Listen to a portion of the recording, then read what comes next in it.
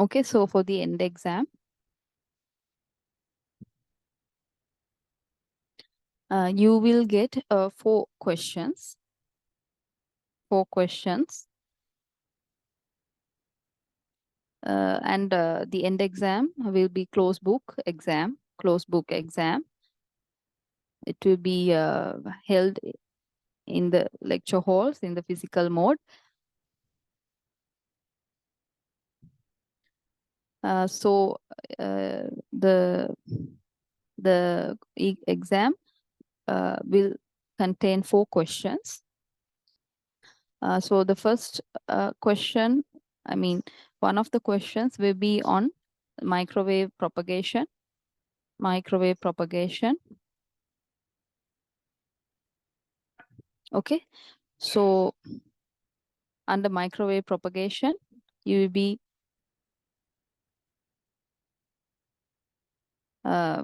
focusing on the frequency ranges of the microwave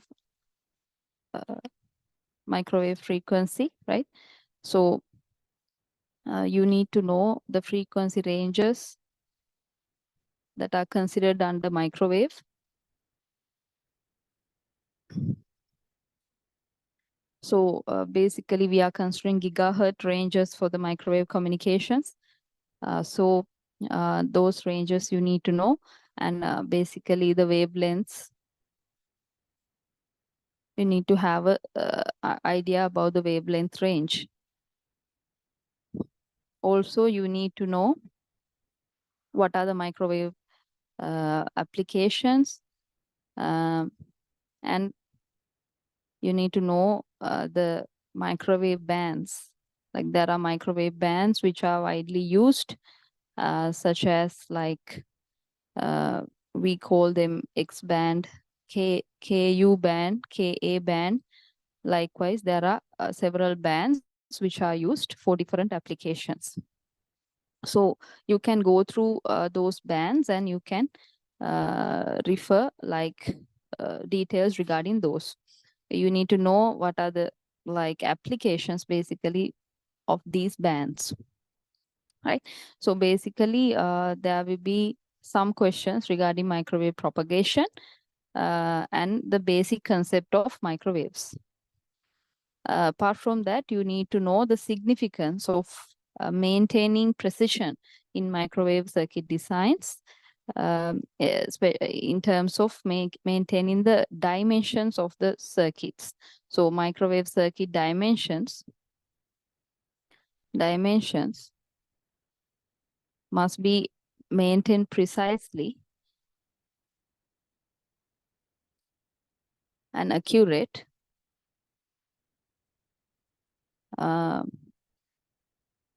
due to the reason that the wavelength of the microwave is almost similar to the dimensions of the circuit components, right? So if you take PCB circuits, the PCB circuits have dimensions in the millimeter centimeter range, right? So this dimension range is also equivalent to the range of the wavelength in microwaves, which is between millimeter centimeters. So because of this feature, we need to maintain very precise and accurate dimensions when we are designing microwave circuits, and also because of that, the behavior of the wave in these circuits is different to the standard or generally used circuits under low frequencies, right? So microwave circuits are different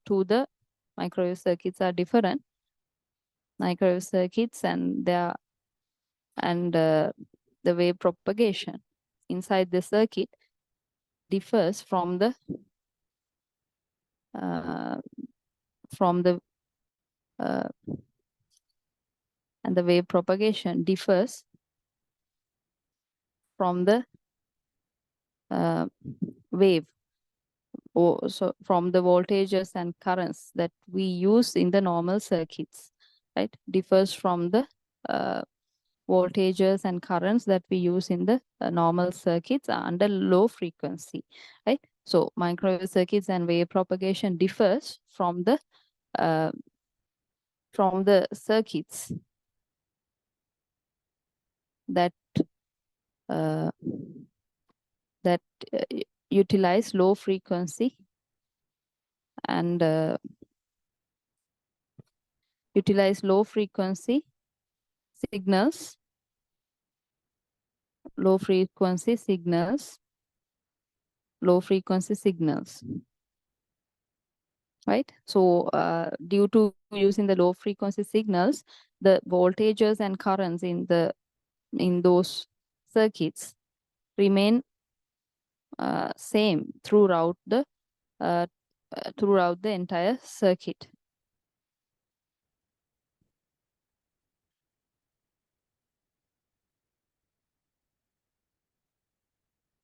Right. So in normal circuits with the low frequency, once we take the voltages and currents, the voltage values at each point in this line seems to take the same value, the voltage value uh, between these two lines. If we have a certain impedance connected to the end of the line, then the voltage remains the same at each point, almost the same. There's not much reduction. If there's no resistance in this conductor, then the voltage is almost same.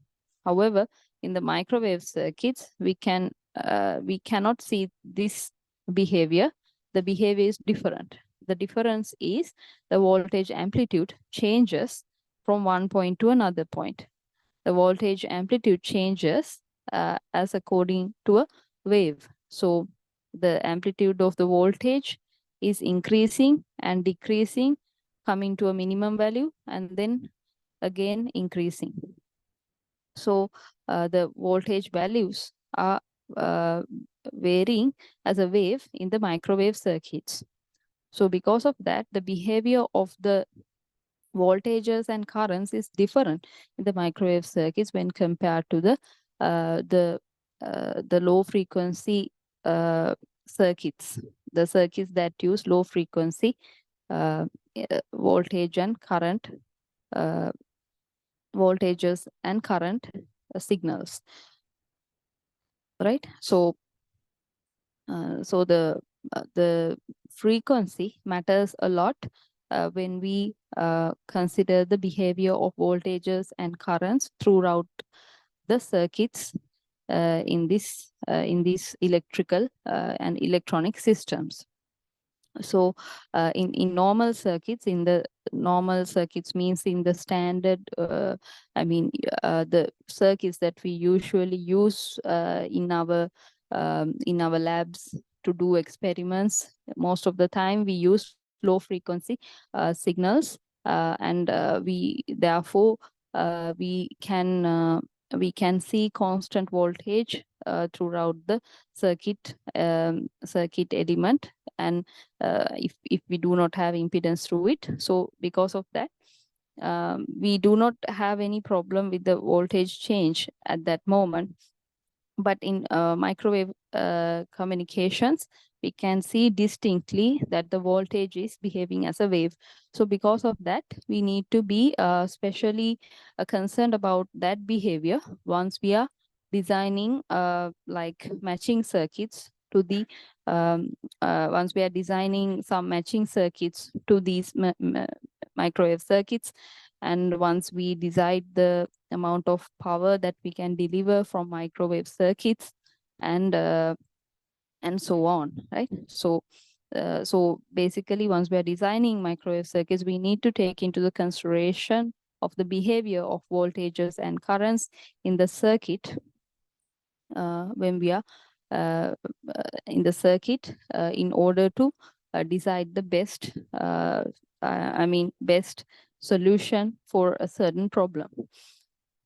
I hope it is clear to you. If you have any questions regarding that, please let me know. Right, so from microwave bands and microwave frequency ranges, microwave and about microwave wave propagation, and about using the using the precise dimensions and its importance. There will be one, I mean, you can refer those things to answer the microwave propagation question. So basically, you need to go through all the content that we have done regarding microwave propagation. Next, we have a question on transmission lines. Right, so this firstly about microwave propagation, there will only be about 30% of the question out of the first question. Okay, so the first question will compose of two parts. First part will be on microwave propagation, and it will consist of about 30%. So it won't be a huge percentage. And the 70%, the rest of the 70% from the question 1 will be from transmission lines. Right? So the second part will be from transmission lines.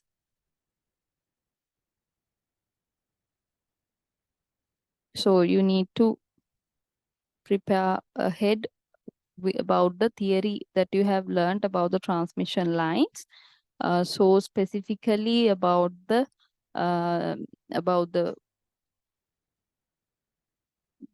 parameters that we have defined for the transmission line. Right, so 70% of the first question will be from the transmission lines. Right, so this is the question 1. Right, so question one, and part A will be from, like, I will just say part A will be from microwave propagation, B will be from transmission lines, and 70% of that, will be constituted by the transmission lines. And under transmission lines, we have covered some sections. So I will remind to you the basic concepts that we covered. Okay, so transmission lines can be represented using a certain circuit that will represent the realistic impedance loss, and the the resistance that show the imperfectness of the conductor, and also the effect of stray currents across the two conductors.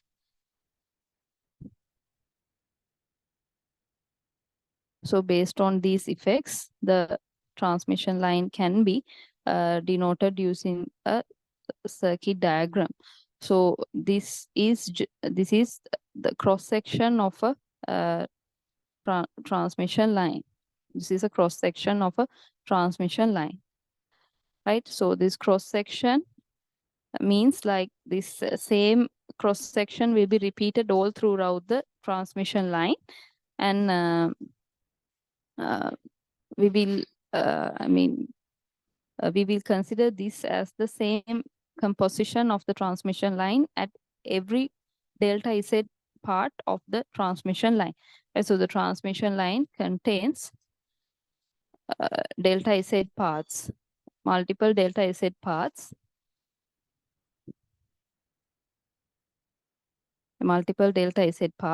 right? So one such unit can be represented using a circuit.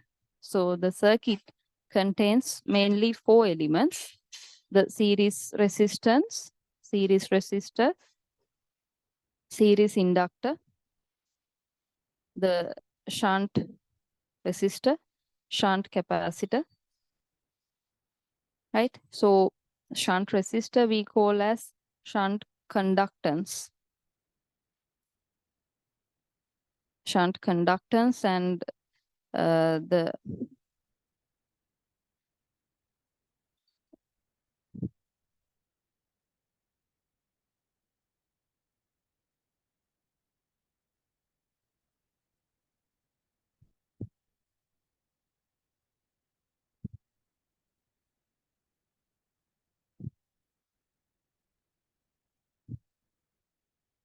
Yeah.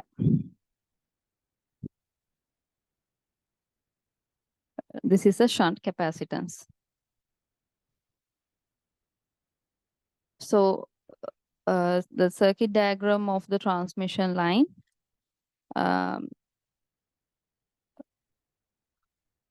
you need to have a good understanding, and you need to know why each of these components are necessary to be placed in the transmission line circuit. What is their significant? The significance of each of these components you need to know. So then we learned multiple parameters that are useful in transmission lines. So parameters I will mention, right? So we learned mainly regarding the reflection coefficient. So the reflection coefficient gives us how much of wave will be reflected back once we give a certain incident voltage, right? So once we give some sort of a power or some voltage to the load, part of that voltage and current will be reflected back. So the amount of reflection in terms of, with respect to the input voltage is known as the reflection coefficient. So there are many equations that we can, use to denote this, right? So we can say now this is the incident voltage and the amount of reflection that happen, the reflected voltage, the amount of reflection that happen when we compare with the incident voltage is known as the reflection coefficient. So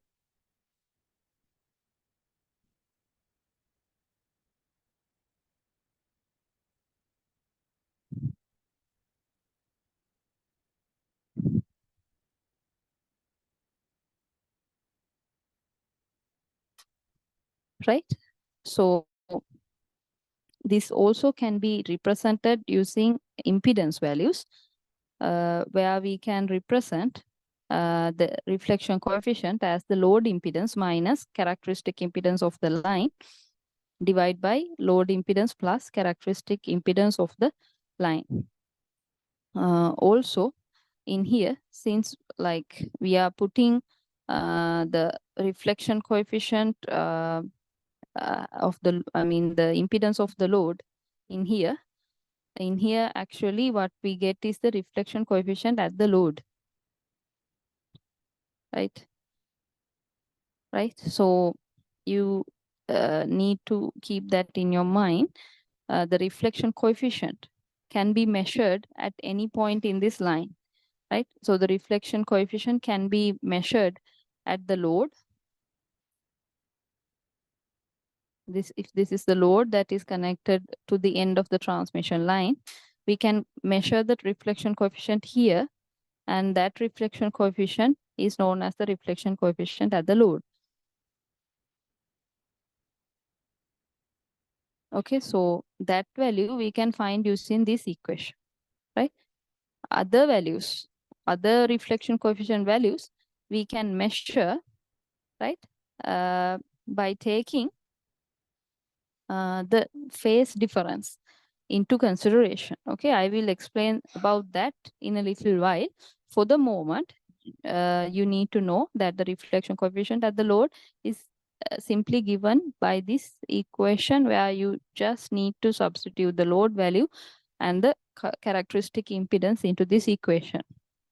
And also you need to remember ZL value is not necessarily a resistance value, can be also complex impedance. So therefore it will have both imaginary and real parts, right? So it will have a real part and imaginary part.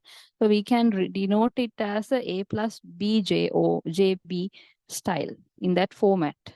So we can denote it using a complex number, or else we can denote it as a like a polar number, right? So if you want to convert this into a polar form, you can use your calculators. I think directly you can use your scientific calculators to convert this into the polar form, or else you can use your mathematic knowledge to convert the complex number into the polar form. You know, you need to take the magnitude of the complex number and take it as the radius. You need to take the angle of the complex number and take it as the angle theta in here. So you can denote the complex impedance using polar form. After that, you can input that value into this equation, and you can find the value of the reflection coefficient at the load using the polar form of the load value. So the characteristic impedance is normally like a constant value where the phase is 0. So in that case, the value of Z0 will be some kind of a constant value. Let's say it's K. Then we will have the value of the reflection coefficient in terms of polar form. So the reflection coefficient will be in this form, right? EJ theta, right? Right. This is the form that the reflection coefficient will have, right? So based on the load impedance and the load complex value, the value of theta here will be decided, right? Apart from that, once we are moving across this transmission line, the value of the reflection coefficient magnitude, the magnitude will not change, but the phase value will change, right? So once we go along the transmission line, the value of the magnitude of the transmission, I mean, this, right? Once we move along the transmission line towards the load,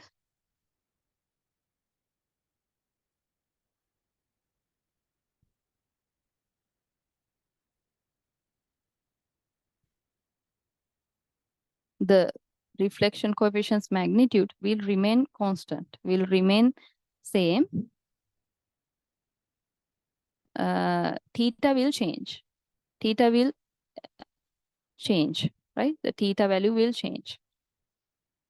So the theta value you need to find based on the distance that we have traveled from this load point, right? So the theta value can be found by taking into consideration the distance that we have traveled from the load towards the point that we consider.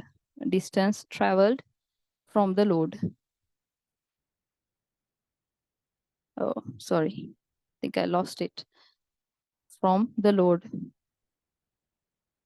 right? So the distance traveled from the load will determine the phase difference that has happened on the reflection coefficient.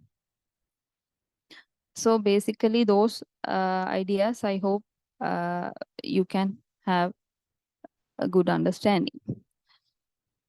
Apart from that,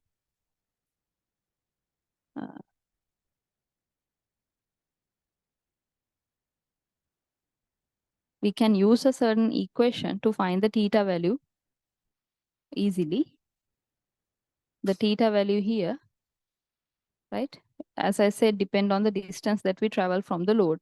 It is given by 2 beta L minus 2 beta L. So this is a standard equation. So the L in here is the distance travel from the load. That L value, if you can find it, you can substitute here.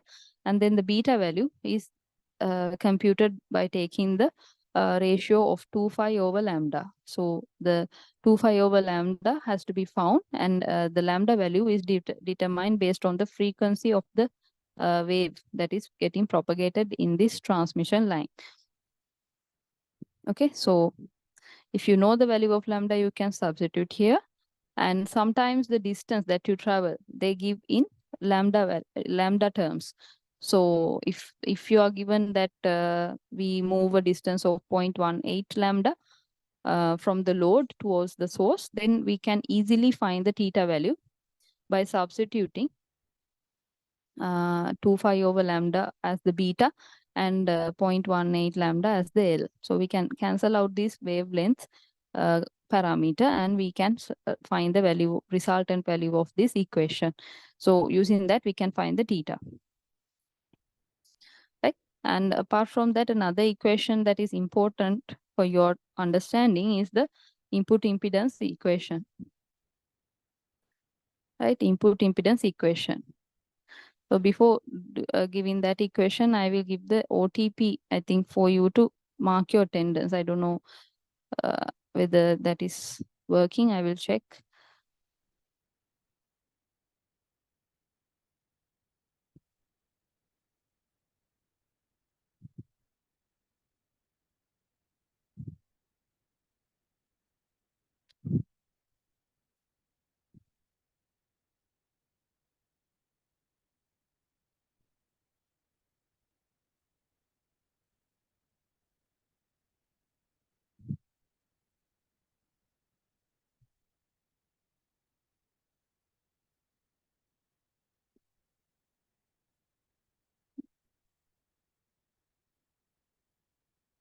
So please mark your attendance.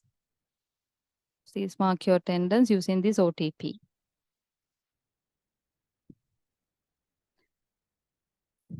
Okay, I will resume from the point I stopped. So another important equation is the input impedance of the transmission line at any point in the transmission line. So this is given using this equation, Zn, Zin, within brackets L equals Z naught.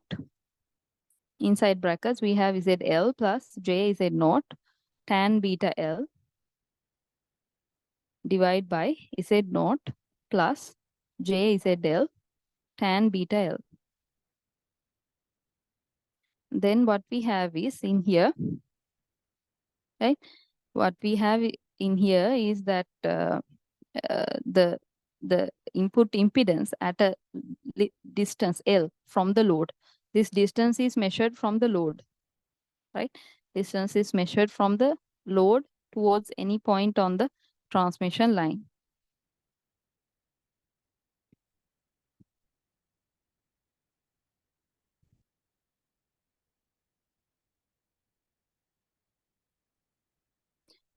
So that impedance value we can find using this equation.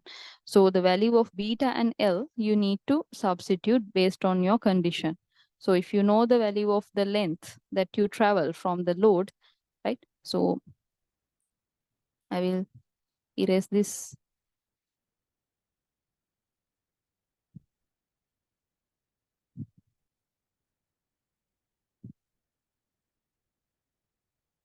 Now what I consider is the situation where the load is here. Let's say there's a load here which is connected to a transmission line, right? The transmission line, the load is connected to the end of the transmission line, and the length of L is found using this dimension. Right? Let's say we want to find the input impedance at this point, the input impedance that occurs in this point. Right? So in order to find the input impedance that occurs in this point, we use this equation, right? What is the importance of finding the input impedance in this point, right? Sometimes we need to know like whether the input impedance at that point is fully matched with the load, right? So something like that, right? Sometimes when we are doing matching, once we are designing matching circuits, we need to design the matching stub, right? The stub matching, the stub that we connect to the transmission line. We need to design that stub based on the input impedance that we see at a certain location from the load, right? So we discussed under Smith charts, like how we can decide the distance from the load to this point. And then based on that distance, we need to decide what is the input impedance that is occurring here. Based on that input impedance only, we can decide the rest of the stub dimensions, where we decide the length of the stub. So likewise, it's very important to find the input impedance at any point in the transmission line. So in order to do that, we use this equation, right? So as I said just a while ago, we can find the input impedance at the transmission line using Smith chart also, right? This is one method of finding the input impedance at the transmission line. Second method of finding the input impedance of the transmission line is by using Smith charts, right? So you need to keep that in your mind, right? You can find using Smith chart also the input impedance of the line, right? So therefore, anyway, in this part, I'm only describing about the mathematical way of finding the input impedance. Then I also discussed about how the input impedance of the transmission line varies under special incidences, under special cases. So those things also you might need to have in your mind. So under special cases such as cases where the transmission line is connected to an open circuit, and when the transmission line is connected to a short circuit, and when the transmission line is fully matched, right? So we discussed about how the Z in or the input impedance varies under special cases,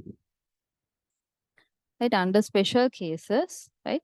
Under special cases like where we match the load to the matched load to the transmission line, uh,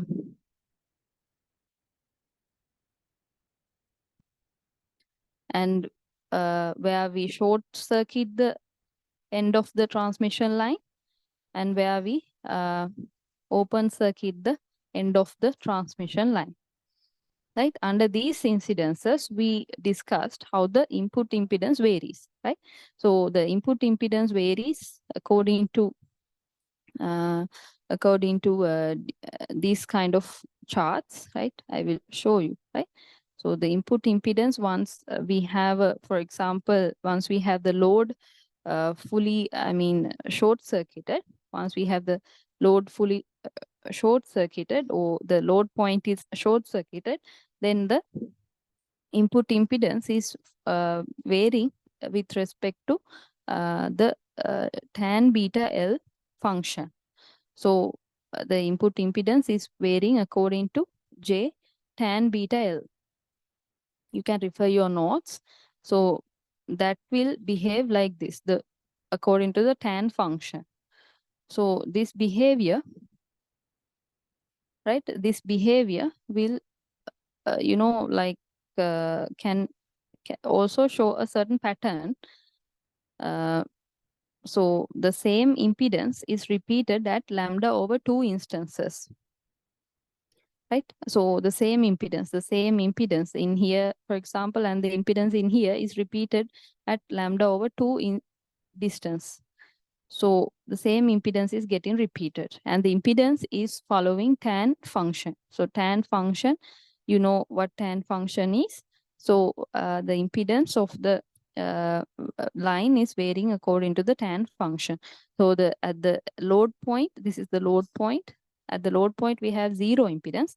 And once we reach 0.25 of lambda or lambda over 4 distance, we reach impedance of infinity. So similarly, we have another another variation of impedance when we consider the open circuit condition, right? So the impedance variation is according to the COT function. According to the COT function, when we open circuit the transmission line. So in that case, we have the impedance according to the COT function. So the COT function has the impedance in this manner, right? So the COT function has high impedance or the infinite impedance initially at the load point, and then we reach an infinite impedance. And that's right. So that same behavior is shown at lambda over 2. So, right. So the input impedance of the line reaches infinity, right? So same behavior. This behavior is shown again at a lambda over 2 distance, right? So likewise, the same pattern is repeating. Okay, the same pattern is repeating according to the cot function once we have an open circuit at the load end. So that is regarding how the input impedance varies, right? So once we have matched load is also matched load is also um, uh, is also a special case. However, in that case, we have the impedance getting repeated at the lambda over 2 distances, but it does not necessarily follow a certain sign of, cot-tan function. Apart from that, we have voltage standing wave ratio parameter, voltage standing wave parameter, VSWR parameter. VSWR parameter is defined as the ratio between the voltage maximum over voltage minimum of the standing wave. So what do I mean by the standing wave, right? So mathematically, it is defined as the ratio between voltage max and voltage mean that occurs in the transmission line. Once we send a certain wave across the transmission line. So it is mathematically defined using these equations, where in here we denote the magnitude of the reflection coefficient. And the value of this VSWR, we can denote using the letter S, and mathematically it can be shown that the value of S is between 1 and infinity. So basically the understanding of the voltage standing wave ratio, let's consider. So once we have a certain wave propagating in a circuit, that wave will propagate in one direction, right? It will propagate towards the load, right? And part of that wave will be reflected back. So the part of the wave that reflects back will have a certain amplitude. It will have a different amplitude than the input voltage. And it will have the same phase, but it will have a different, amplitude. The amplitude of the reflected wave will be lower than the amplitude of the incident wave, right? So this is the type of the wave that will be reflected back, right? So because of the superposition of both this incident wave and the reflected wave, right? There's a reflected wave. The superposition of the incident wave and the reflected wave creates the standing wave.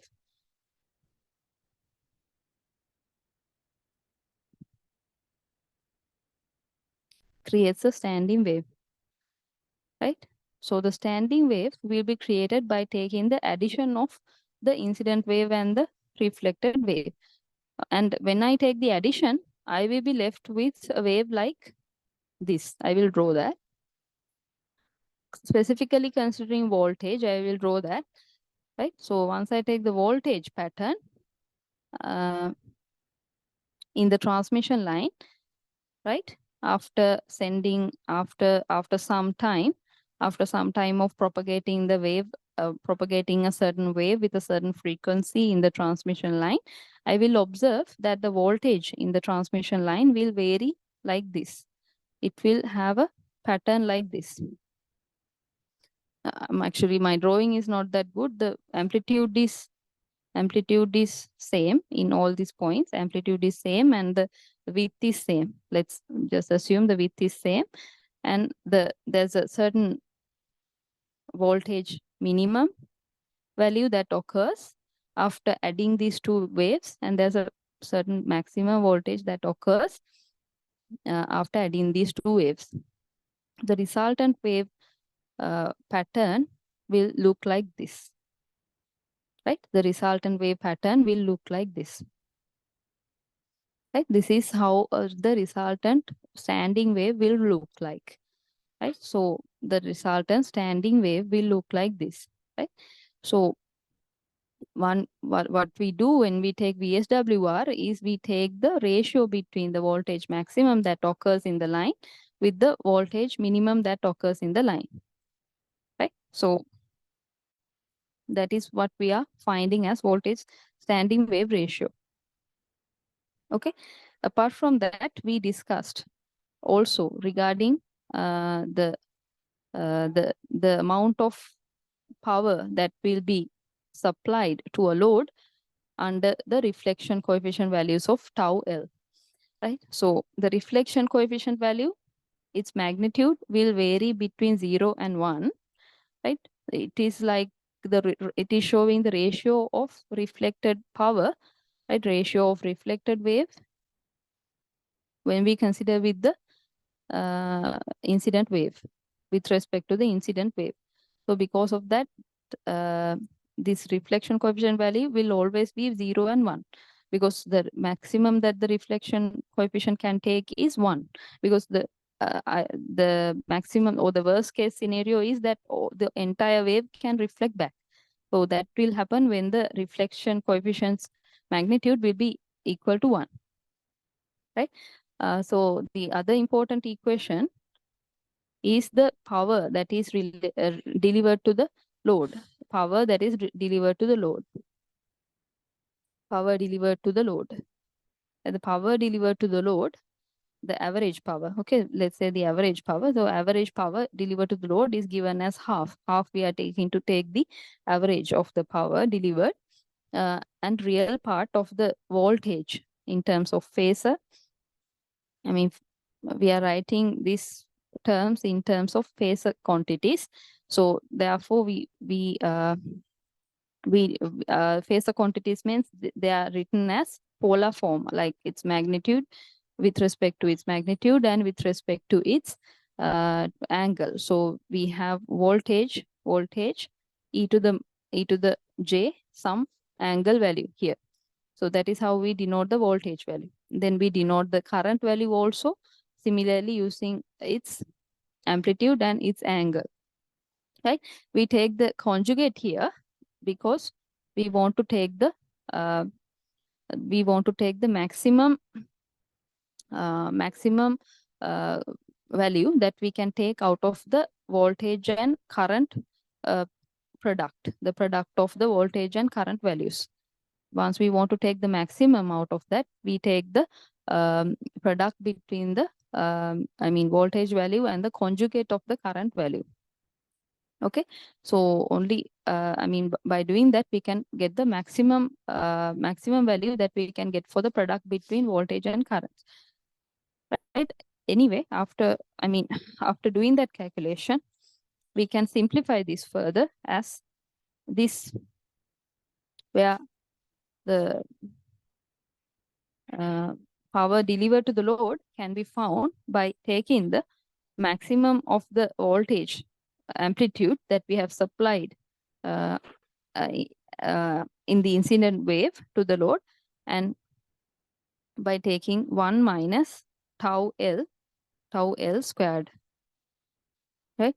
So what we mean here is that now there's a certain amount of power that has been reflected back, and that power can be found by taking the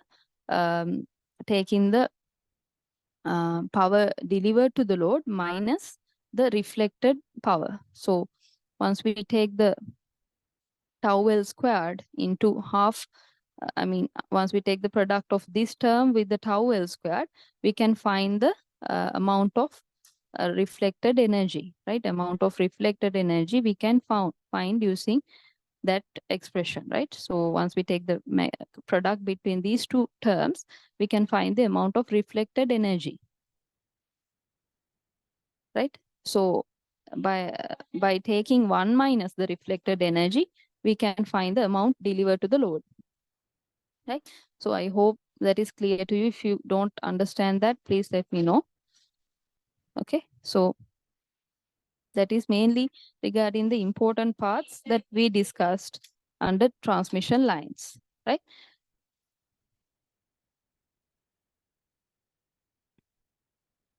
I will erase this part.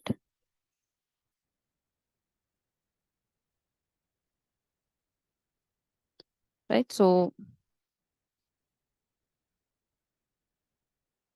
another parameter that we define to analyze the power that is getting reflected back is the return loss, right? So the return loss is a parameter that defines the reflected energy, the reflected energy, the reflected energy along the transmission line.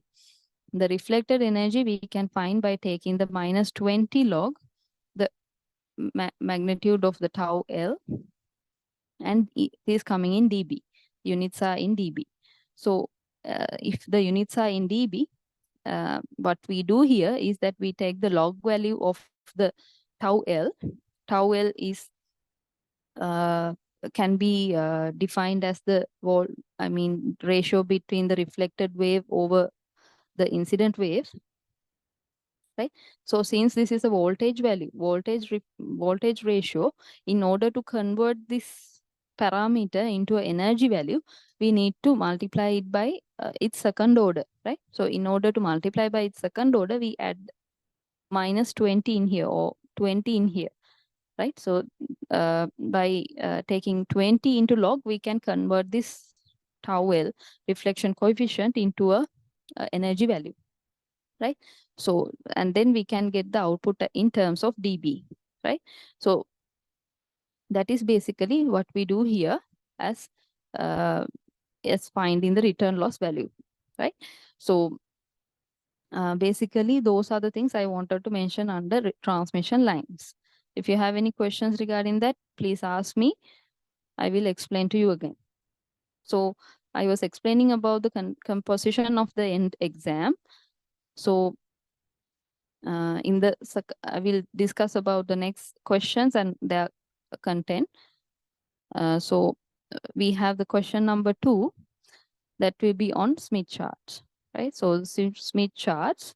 So in there we learned specific like specific ways to do calculations with regard to mainly impedance matching, right? So you need to know two things: how to find reflection coefficient, and how to find input impedance at a certain location in the transmission line, right? It said input impedance, I will say, right? So input impedance at a certain location in the transmission line. Input impedance at a certain location in the transmission line. So it said in value and VSWR value. Those things you need to know. And also once you are giving and load impedance, you need to be able to find the admittance value, right? Once you are giving the impedance value, you need to find the admittance value. Then I also discussed about series and stub matching, stub and series matching. So based on those sections, you need to concentrate on studying. And then question number 3, I will discuss about the Smith chart, more after discussing the entire composition. So right, so for question 3 you will get a question from network port parameters that you learned, right? So you learned about many network parameters, and you learned about S parameter. You learned about Z parameters. You learned about ABCD parameters, right? So mostly questions will be related to this S, Z, and ABCD parameters, right?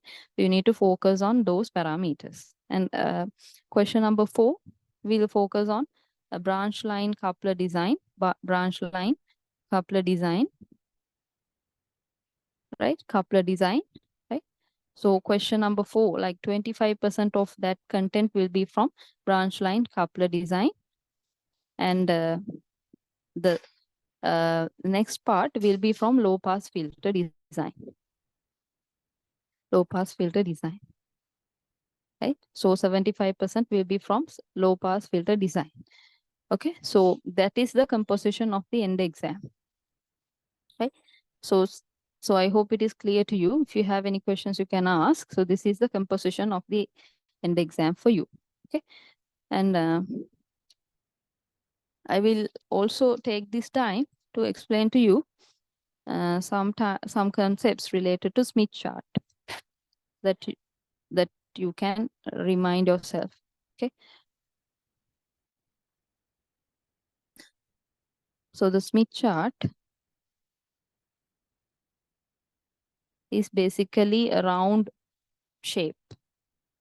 It's consisting of round shape, and there's a center line, center 0 point in here.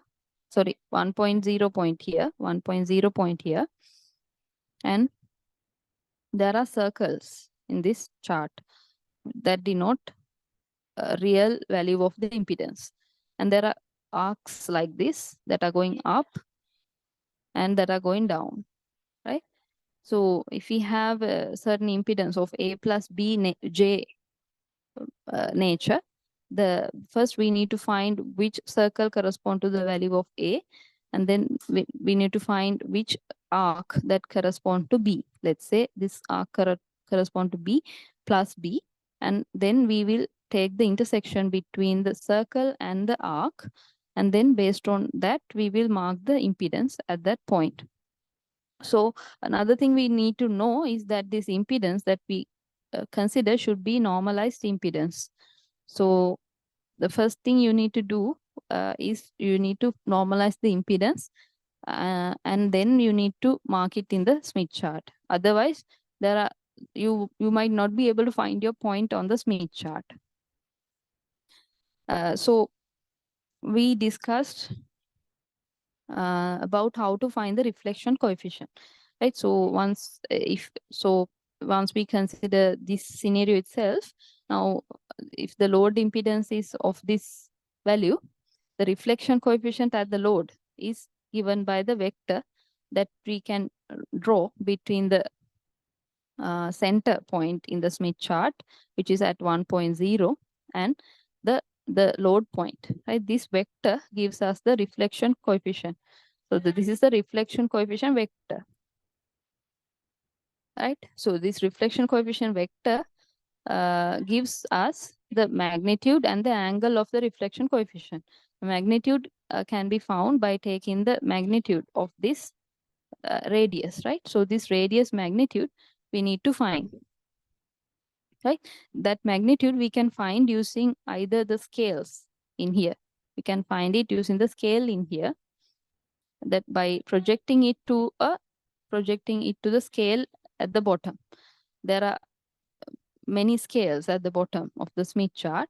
So there's one scale that says the reflection coefficient. You need to find that scale, and you need to measure this length from the center of the point to the load point, and then you need to measure this distance. So this distance that you can measure from this scale will give the magnitude of the reflection coefficient. The angle of the reflection coefficient you can measure using the scale that is given on the outside of the Smith chart, where you can measure the angles. Angle can be measured using the scale at the outer edge of the Smith chart. So this angle can be measured like this. And so if you have the load impedance at the lower half of the circle, then you need to measure this angle, the angle from here, from this axis to this point. So you will ask, why do we do like that, right? So don't we have one direction to measure the angle? Actually, the angles are differing from 0 to 180 degrees in this side, and from here the angle is differing from 0 to minus 180 in this side, right? So if we take the angles on the scales, they will differ from 0 to 180 only. So they won't be able to measure an angle which is more than 180. Because of that, we need to take the angle from this side to the bottom side if we want to find the angle of a load impedance at the bottom side of the Smith chart. And if the load is at this point also, we need to take the angle from the 0 point up to this point. So this is the direction that you will need to take to find the angle. Okay. Apart from that, you need to keep in mind that the Smith chart can be considered as an impedance chart or a admittance chart, right? And once we take it as an impedance chart, we will have impedance values all over the Smith chart. And the impedance value is infinity in here. So impedance value reaches infinity in here. Because of that, in this point, we have the open circuit conditions. So because of the open circuit conditions, we have the voltage maximum occurring here, right? Voltage maximum occurring here. And because of that, we show that voltage maximum occurs here, and correspondingly, we in this point of the Smith chart, we have the short circuit condition. So short circuit means voltage minimum occurs in this point in the Smith chart. So if you are asked, find the distance to the nearest voltage minimum point from the load point, then we need to take the distance from the load point to this point, right? So this is the load point. From this point, we need to take the distance to this minimum voltage point, and we can say, okay, this is the distance to the voltage minimum point, right? And then if you ask, like, what is the distance to the voltage maximum point, we can find the distance by taking the distance from the load point towards the open circuit point. So from the load point, we need to go in clockwise direction to the open circuit position, which occurs here, right? So I hope it is clear to you, right? And the distance can be found using the scales at the outer edge of the Smith chart, right?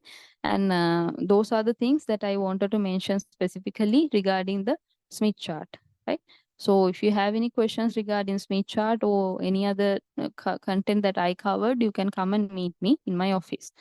So with that, I'm going to end today's class. So other things I think I mentioned very clearly in the lessons as well. So anyway, if you have questions, you can ask. Right. So thank you so much for attending today's class. If you have any questions, you can ask. Otherwise, I will